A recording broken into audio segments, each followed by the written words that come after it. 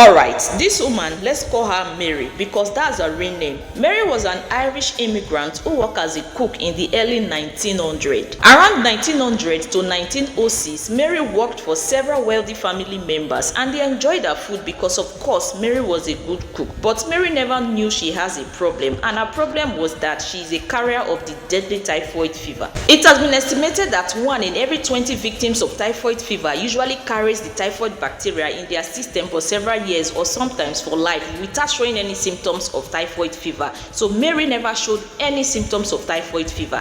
During her employment as a cook, multiple family members in different households came down with typhoid fever and they began to show symptoms like chronic diarrhea, constipation, high fever, abdominal pain, loss of appetite, and other symptoms associated with typhoid fever. More than 100 people with similar symptoms were rushed down to the hospital, and the authority, who could not take it anymore, decided to hire this man named George to investigate the source of this typhoid outbreak. All investigations carried out was traced down to Mary Madam Cook, and it was discovered that she's a carrier of the typhoid bacteria and that during cooking some of the bacteria in her hands that she didn't wash after using the toilet contaminated her food, and those who ate her food became sick with typhoid fever. So Mary was isolated and she was released after some time, but they told Mary to stop cooking because of course people cannot continue to shop her shit. But Mary, who loves to cook, decided to continue cooking under a false identity. But the more she cooks, the more people get sick of typhoid fever. Mary was isolated once again, but this time she was isolated for the rest of her life. She became known as Typhoid Mary, which is a term used to describe a carrier of a disease who unknowingly spreads it to others. So Precious, Grace, and Okoro, mind the kind of restaurants you eat from because the person cooking and serving the food could be Typhoid Mary.